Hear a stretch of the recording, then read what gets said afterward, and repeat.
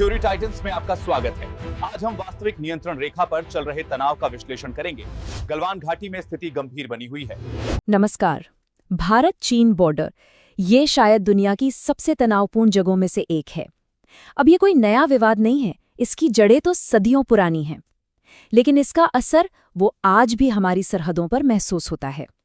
तो चलिए आज इस बेहद उलझी हुई गुत्थी को थोड़ा सुलझाने की कोशिश करते हैं। तो सबसे पहला और सबसे बड़ा सवाल जो सबके मन में आता है, क्या चीन ने सच में हमारी जमीन पर कब्जा कर लिया है? अब सुनने में लगता है कि इसका जवाब सीधा सा हाँ या ना में होना चाहिए, है ना? पर असलियत वो कहीं ज्यादा पेचीदा है। और सच कहूं तो यही पेचीदगी ही इस पूरे विवाद की जड़ है। और यहीं से सारी कंफ्यूजन शुरू होती है। देखिए, एक तरफ हमें सुनने को मिलता है कि हमारी 1 इंच भी जमीन नहीं गई है, ये ऑफिशियल बयान है। लेकिन फिर दूसरी तरफ एक सरकारी अधिकारी की ही रिपोर्ट सामने आती है जो कहती है कि चीन अब करीब 1000 स्क्वायर किलोमीटर इलाके को कंट्रोल करता है। तो सच क्या है? कौन सी बात सही है?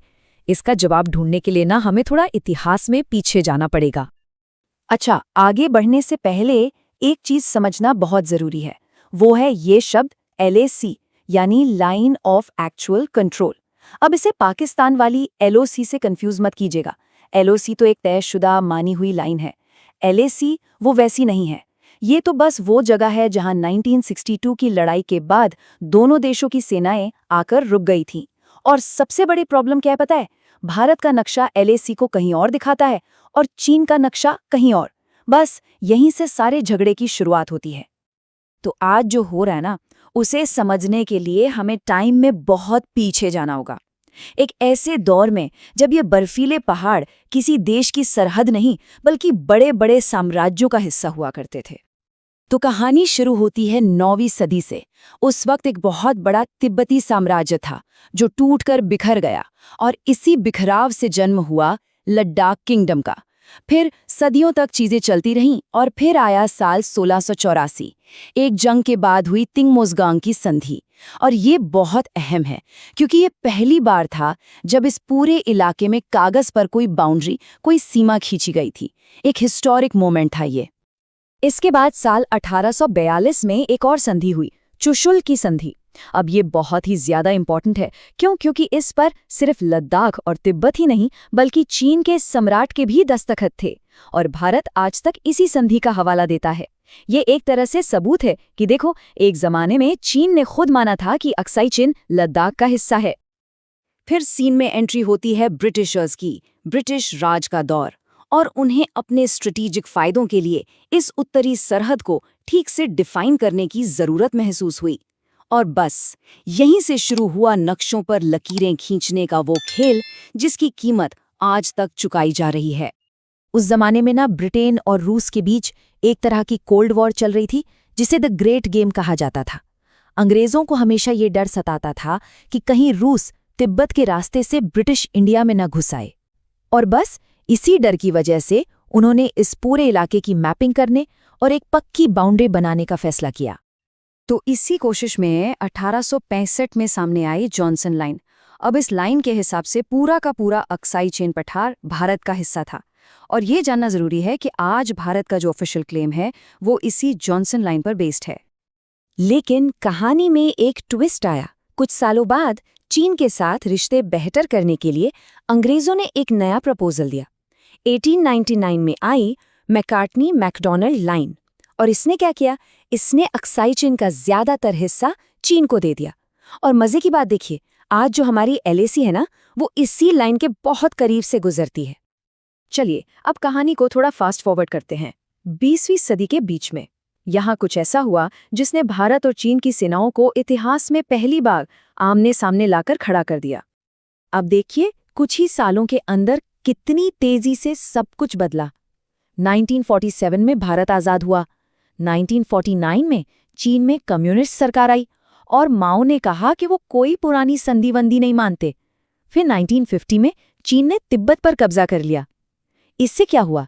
भारत और चीन के बीच जो एक बफर जोन था वो खत्म हो गया, और इसी सब के बीच चीन ने 1957 तक चुपचाप अक्साई चिन से एक 180 किलोमीटर लंबी सड़क भी बना डाली। और इन सब घटनाओं का नतीजा क्या निकला? 1962 का युद्ध। चीन ने अचानक हमला किया और अक्साई चिन पर अपना कब्जा जमा लिया।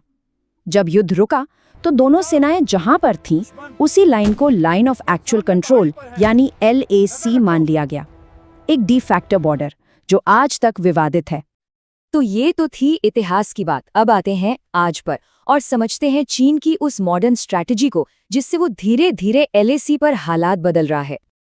इस स्ट्रैटेजी का एक नाम है सलामी स्लाइसिंग।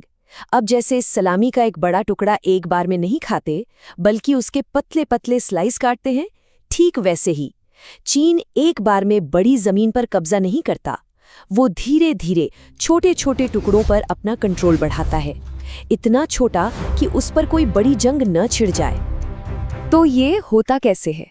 स्टेप 1, चीन LAC के पास बहुत तेजी से सड़कें, पुल मतलब पूरा इंफ्रास्ट्रक्चर खड़ा करता है। स्टेप 2, फिर उसके सैनिक थोड़ा सा आगे बढ़कर किसी एक पेट्रोलिंग पॉइंट जैसी छोटी सी जगह पर कब्जा कर लेते हैं। स्टेप 3, इसके बाद तनाव बढ़ता है, डिप्लोमेटिक बातचीत होती है और एक नया बफर जोन बना दिया जाता है। और इसका सीधा नतीजा क्या होता है? वो इलाका जहां पहले भारतीय जवान पेट्रोलिंग करते थे, अब वो नो गो जोन बन जाता है, मतलब जमीन हाथ से चली गई। और इस सलामी स्लाइसिंग का असर कितना हुआ है, ये एक नंबर देखिए, 26। एक रिपोर्ट के मुताबिक कुल 65 पेट्रोलिंग पॉइंट्स में से 26 ऐसे पॉइंट्स हैं जहां अब भारतीय सेना पेट्रोलिंग नहीं कर पाती। ये जमीन का एक धीमा लेकिन लगातार होने वाला नुकसान है। और इसी सलामी स्लाइसिंग का सबसे खतरनाक नतीजा हमने देखा 2020 में। बात करते हैं गलवान घाटी की उस झड़प की, एक ऐसी घटना जिसने दशकों से चली आ रही शांति को एक झटके में तोड़ दिया। देखिए हुआ क्या था। मई 2020 में पैंगोंग झील के पास तनाव शुरू हुआ। 6 जून को दोनों देशों के कमांडरों की मीटिंग हुई और ये तय हुआ कि सेनाएं पीछे हटेंगी। सब ठीक लग रहा था, लेकिन फिर आई 15 जून की रात, जब भारतीय सैनिक ये कंफर्म करने गए कि चीनी सैनिक वादे के मुताबिक पीछे हटे हैं या नहीं, तो उन पर घात लगाकर हमला कर दिया गया। और ये कोई आमने सामने की लड़ाई नहीं थी, ये एक पूरी तैयारी के साथ किया गया हमला था। रिपोर्ट्स में बताया गया कि उनके पास कीले लगी लोहे की रॉड्स थीं। उन्होंने बर्फीली नदी का पानी रोककर अचानक छोड़ दिया, उसे भी एक हथियार की तरह इस्तेमाल किया। ये उस हर समझौते का उल्लंघन था जो सीमा पर शांति के लिए किया गया था। और इस धोखे की बहुत भारी कीमत चुकानी पड़ी। हमारे 20 जवान शहीद हो गए।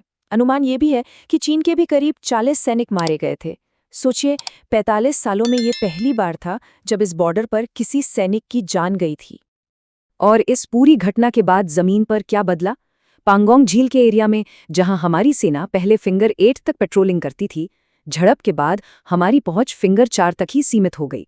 ये जमीन पर कंट्रोल का एक सीधा और साफ नुकसान है। तो इस पूरे इतिहास से लेकर आज के हालात तक ये सब जानना जरूरी क्यों है? आखिर ये मामला इतना मायने क्यों रखता है?